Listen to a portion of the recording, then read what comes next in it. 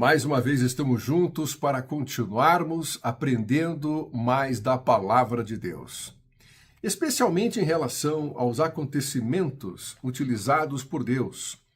Muitos deles chegam a ser até quase que paradoxais, e eu vou dizer por quê. Eu digo isto porque, por mais incrível que possa parecer, mas dentre os mais cruéis e mais implacáveis perseguidores do cristianismo, foi que surgiu justamente o seu maior defensor e o seu maior arauto. E o mais impressionante, este defensor, este arauto, este hábil pregador da palavra de Deus, este bem-sucedido evangelista de Deus, jamais conheceu Jesus pessoalmente. Estamos falando aqui, sim, de um judeu muito influente, muito promissor, extremamente nacionalista, pertencente à principal classe religiosa de Israel, os Parushim, ou os fariseus. Fariseu, lembre-se da palavra originalmente no hebraico, significa separados, significa santos, a verdadeira comunidade praticante das leis de Israel. E este judeu também possuía efetivamente uma outra qualidade. Ele e sua família, na verdade, eram possuidores do status civitatis, ou seja, o estado de cidadania romana. Eram cidadãos romanos, portanto. Este judeu nasceu em Tarsus, uma cidade gentílica na Cilícia, província de Roma, mas efetivamente ele foi criado em Jerusalém, recebendo a educação do maior de todos, do mais proeminente de todos os rabãs, assim chamados porque era acima de rabi, acima de rabino, acima de um grande conhecedor. Este efetivamente chamava-se Gamaliel, era detentor do maior prestígio, da maior autoridade dentro do judaísmo, e ele foi o instrutor deste judeu jovem ainda, respeitadíssimo.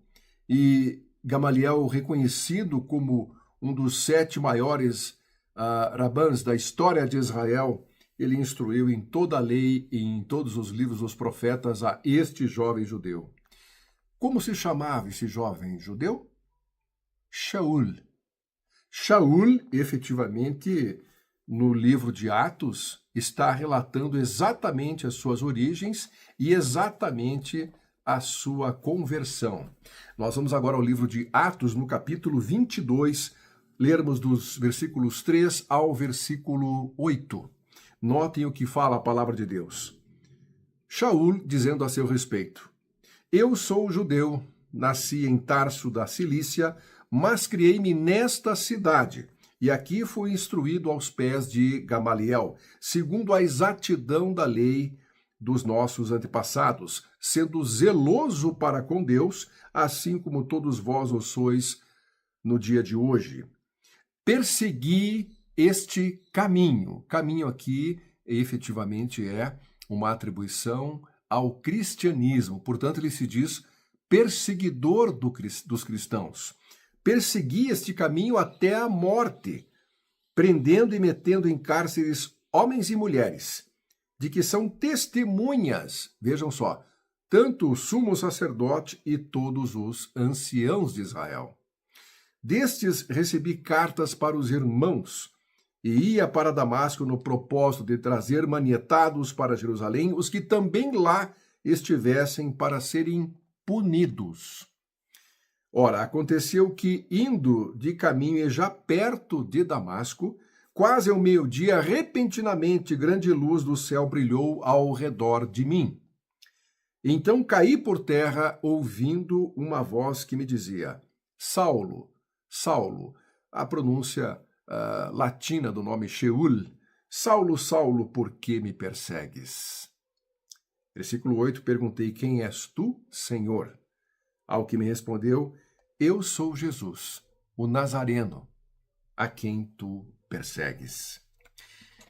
Sim, Saulo mesmo confirmou tanto a sua origem quanto a sua miraculosa conversão. Paulo literalmente trocou uma vida de grande prestígio religioso, de grande poder, de grande reconhecimento popular, por uma vida de sofrimento, de privações e de integral dedicação à pregação das boas novas.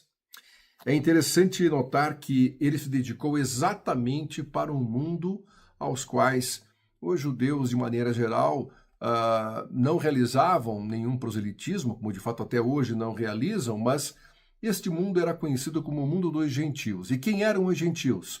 Ora, todo aquele que não nascia da etnia judaica era tido como gentil. Mas o interessante é que logo em seguida, na sua segunda viagem missionária, este convertido, agora apóstolo Paulo, ele efetivamente recebeu outra visão de Deus.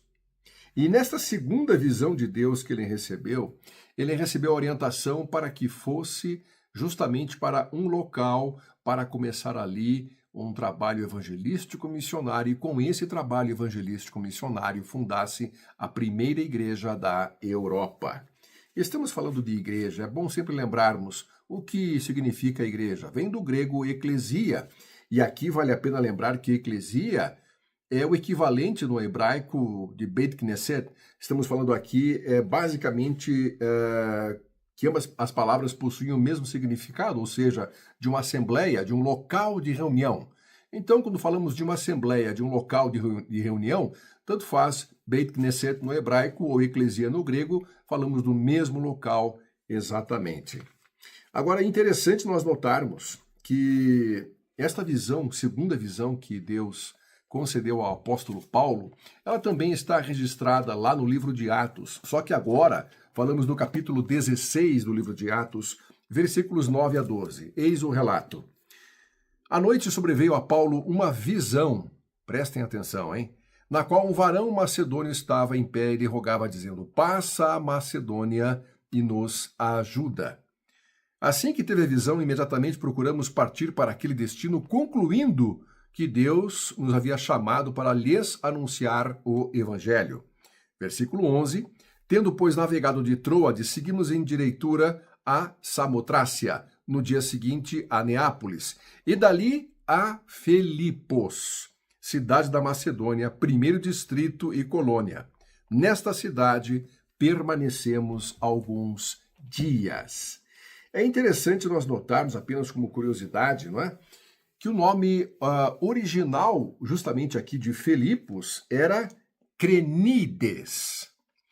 E por que essa cidade mudou de nome? É interessante porque Crenides, no original grego, significa mananciais, fontes de água, mas o seu nome, Crenides, foi mudado para Filipos justamente em homenagem a um rei chamado Filipe II, que reconstruiu a cidade, e Filipe II, então, recebeu esta homenagem. A cidade passou a se chamar Filipos. No grego, uma direta homenagem a este rei Filipe II, que, a princípio, você acha que não era tão conhecido, mas Filipe II era pai de Alexandre o Grande.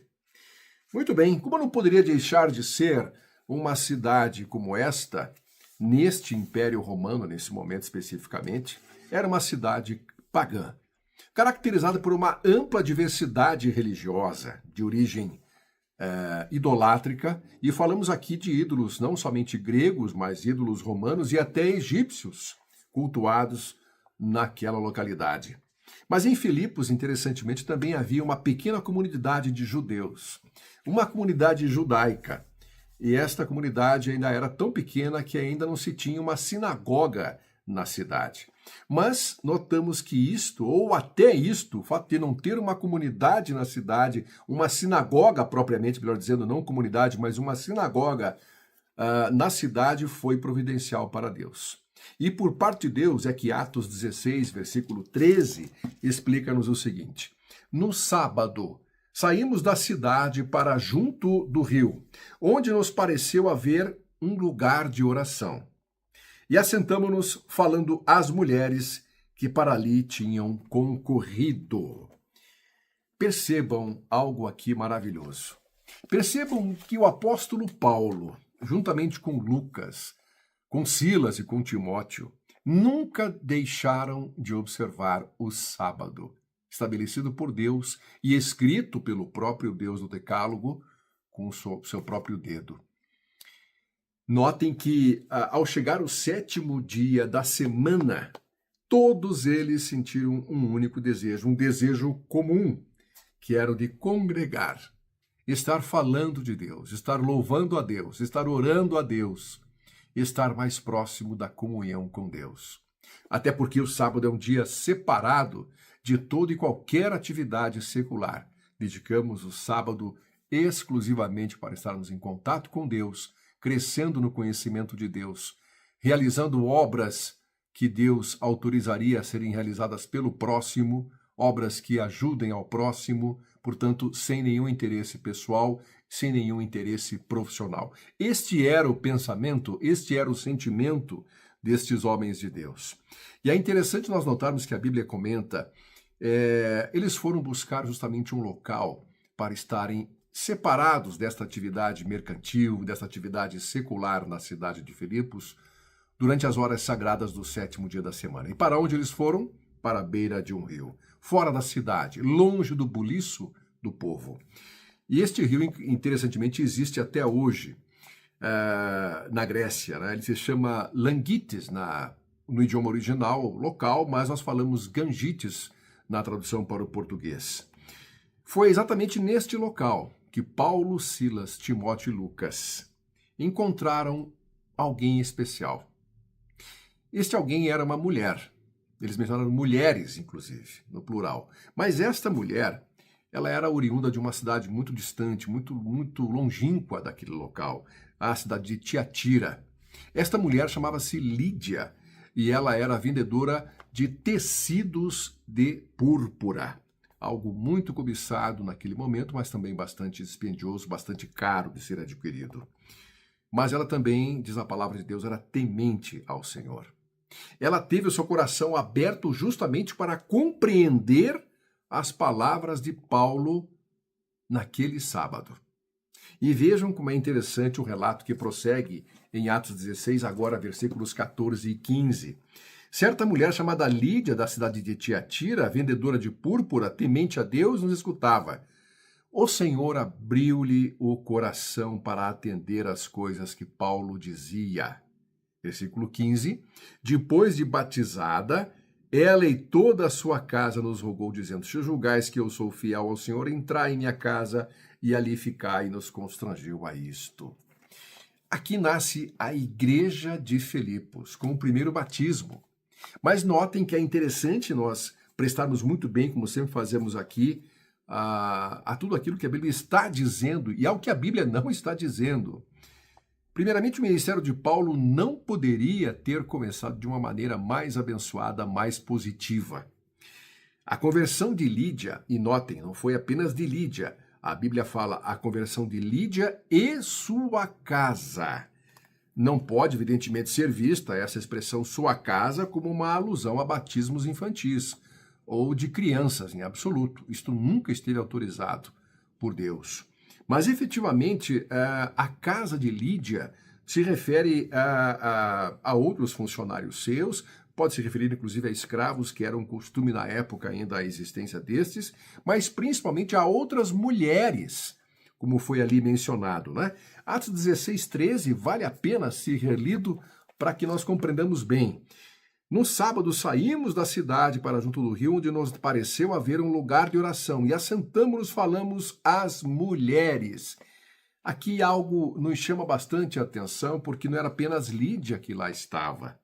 E talvez nós precisemos notar algo que o próprio apóstolo Paulo, em uma das suas 14 epístolas, 14 cartas, escreveu também, justamente em uma ocasião em que ele escreve 10 anos depois de ter estado na cidade, justamente aos filipenses, ou seja, àqueles com os quais ele havia congregado nesta oportunidade pela primeira vez e fundado, portanto, a primeira igreja da Europa.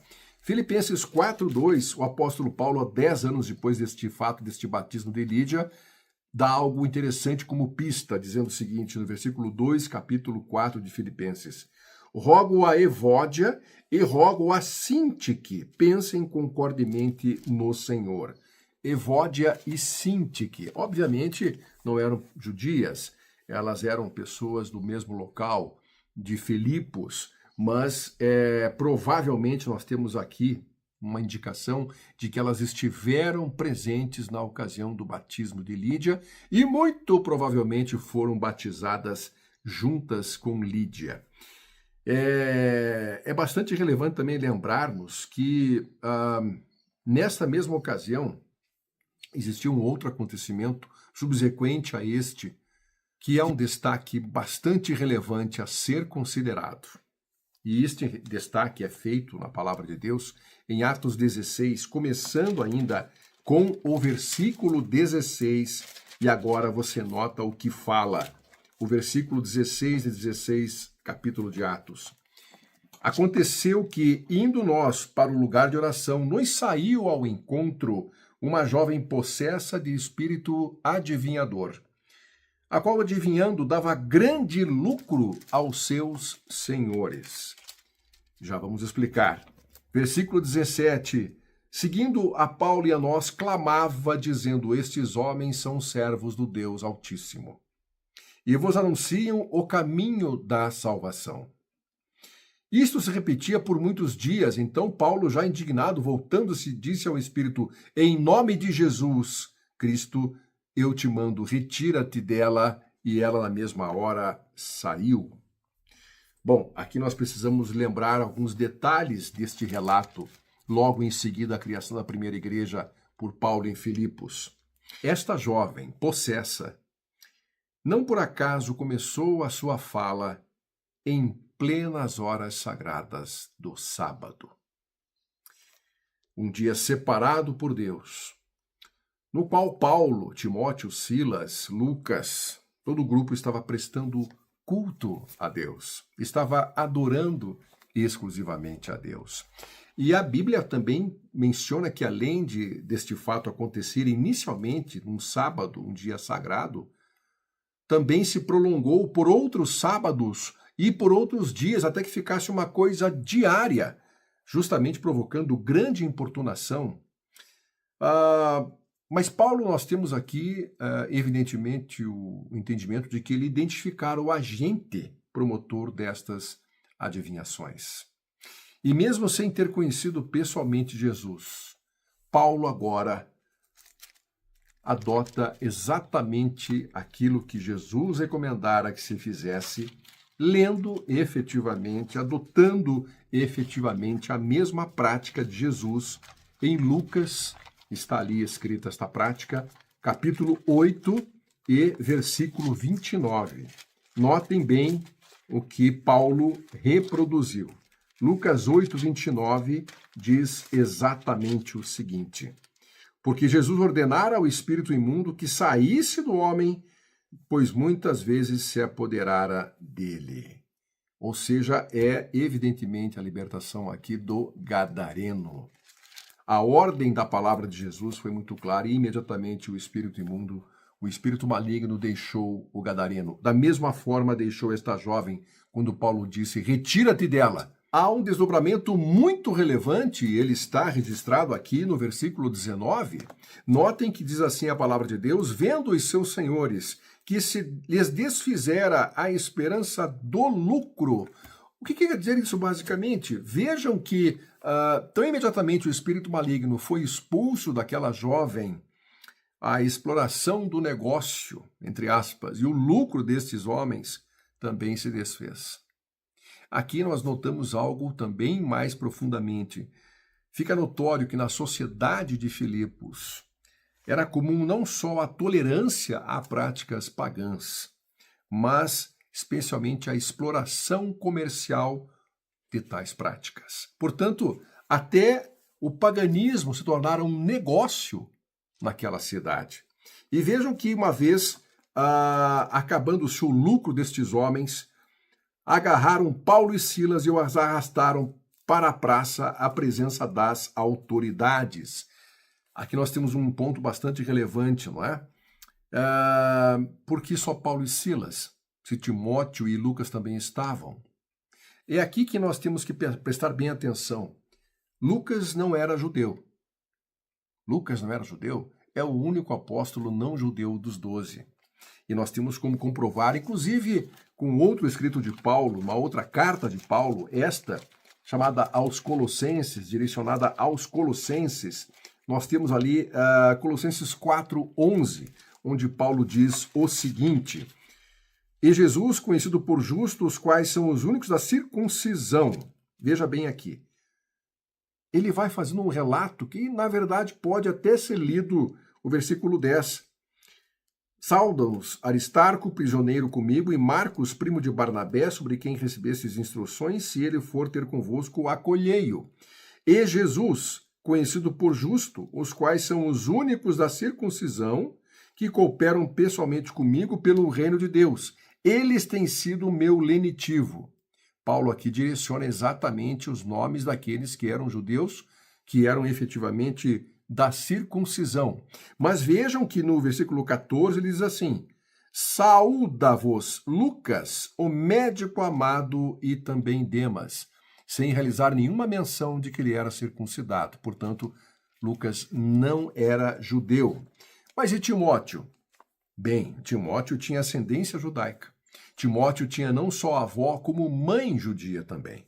Mas notem que o seu pai não era judeu. Atos 16, ainda, versículo 3, diz o seguinte: quis Paulo que ele fosse em sua companhia e por isso circuncidou-o, por causa dos judeus daqueles lugares. Pois todos sabiam que seu pai era grego. Portanto, o pai de Timóteo não era judeu, era grego. Digamos que Timóteo fosse meio judeu. Mas, na verdade, em razão das aparências gentílicas, Lucas e Timóteo foram poupados por essa turba violenta que levou Silas e o apóstolo Paulo. Mas, lendo agora o versículo 20 a 23, nós encontramos mais informações relevantes. Versículo 20, levando-os aos pretores, disseram: estes homens, sendo judeus, perturbam a nossa cidade, propagando costumes que não podemos receber nem praticar, porque somos romanos. Em outras palavras, somos pagãos. É interessante nós notarmos aqui, queridos, que a informação ainda fica mais minuciosa. No versículo 22, levantou-se a multidão unida contra eles, os pretores, rasgando-lhes as vestes, mandaram açoitá-los com varas. E depois de eles darem muitos açoites, eles os lançaram no cárcere, ordenando ao carcereiro que os guardasse com toda a segurança. Bom, nós sabemos dos nossos estudos relativos ao livro de Josué que havia um limite, inclusive, para o número de chibatadas que alguém poderia receber como sinal de castigo. E se nós consultarmos rapidamente Deuteronômio, capítulo 25, versículo 3, nós veremos escrito o seguinte: 40 açoites lhes fará dar, não mais, para que porventura se lhes fizer dar mais do que estes, teu irmão não fique aviltado aos teus olhos. Ok. Esta prática, nós temos que dizer assim: puxa, que bom, então foram apenas 40 ou 39 chibatadas. Acontece que a prática quanto ao número de chibatadas nos territórios do Império Romano dependia da decisão oficial das autoridades. Portanto, poderia ser muito mais do que 40 chibatadas. E aqui surge um outro detalhe que nós temos que investigar com bastante profundidade e prestarmos muito bem atenção. Falamos ainda há pouco que o apóstolo Paulo possuía o status civitatis, ou seja, o estado de cidadania romana. E a razão pela qual Paulo não fez menção do seu status civitatis que impediria a sua punição sem um julgamento? Aqui nós passamos a olhar justamente esse descritivo da palavra de Deus e meditarmos em uma solução para este aparente problema. Acontece que, se nós olharmos a Silas, a Bíblia fala que ele também possuía status civitatis. Vamos verificar o mesmo livro de Atos, mesmo capítulo 16, versículos 37 a 40, que explica o seguinte: Paulo, porém, lhes explicou: sem ter havido processo formal contra nós, nos açoitaram, publicamente nos recolheram ao cárcere, sendo nós cidadãos romanos. Querem agora as ocultas lançar-nos fora? Não será assim, pelo contrário. Venham eles e pessoalmente nos ponham em liberdade. Uma referência aos pretores. Os oficiais de justiça comunicaram isso aos pretores e estes ficaram possuídos de temor quando souberam que se tratava de cidadãos romanos. Então foram ter com eles e lhes pediram desculpas e, relaxando-lhes a prisão, rogaram que se retirassem da cidade. Versículo 40. Tendo-se retirado do cárcere, dirigindo-se para a casa de Lídia e vendo os irmãos, os confortaram. Então partiram. Por qual razão, por qual motivo Paulo e Silas, cidadãos romanos, não evitaram este açoite? A única razão plausível, queridos, nós temos que pensar, foi muito forte ou de força muito maior para que não fosse suscitada. Até porque um pouco mais à frente, um pouco mais tarde, depois deste episódio, o apóstolo Paulo alegou justamente o status civitatis para não ser açoitado. E nós temos este relato aqui no livro de Atos, capítulo 22, versículos 25 a 30. Notem o que assevera a palavra de Deus. Quando o estavam amarrando com correias, disse Paulo ao centurião presente: ser-vos-á porventura lícito açoitar um cidadão romano sem estar condenado? Ouvindo isto, o centurião procurou o comandante e lhe disse: quem estás para fazer? Porque este homem é cidadão romano, tem status civitatis. Vindo, o comandante perguntou a Paulo: diz-me, és tu romano? Disse-lhe: sou. Respondeu-lhe o comandante: a mim me custou grande soma de dinheiro por este título de cidadão. Disse Paulo: pois eu o tenho por direito de nascimento. Imediatamente se afastaram os que estavam para o inquirir com açoites. O próprio comandante sentiu-se receoso quando soube que Paulo era romano, porque o mandara amarrar. E no dia seguinte, querendo certificar os motivos pelo que vinha ele sendo acusado pelos judeus, soltou-o e ordenou que se reunissem os principais sacerdotes e todo o sinédrio, e mandando trazer Paulo, apresentou-o perante eles. Mais uma vez, nós olhamos os fatos e perguntamos por que razão Paulo e Silas não foram poupados, alegando justamente a sua cidadania romana? Evidentemente, a extrema violência da turba, o buliço da turma, seguramente impossibilitou as autoridades ouvirem a sua defesa. Esta é a única explicação lógica que temos para este fato. Mas é a partir deste primeiro momento em que nós olhamos todo este início de ministério do apóstolo Paulo, o seu chamamento, a sua conversão, é que nós passamos a ter um vislumbre de como iremos estudar durante esses próximos 3 meses 2 epístolas das 14 que o apóstolo Paulo escreveu, Filipenses e Colossenses. A partir desta semana, nós iremos abordar com minúcias cada uma das 2 epístolas.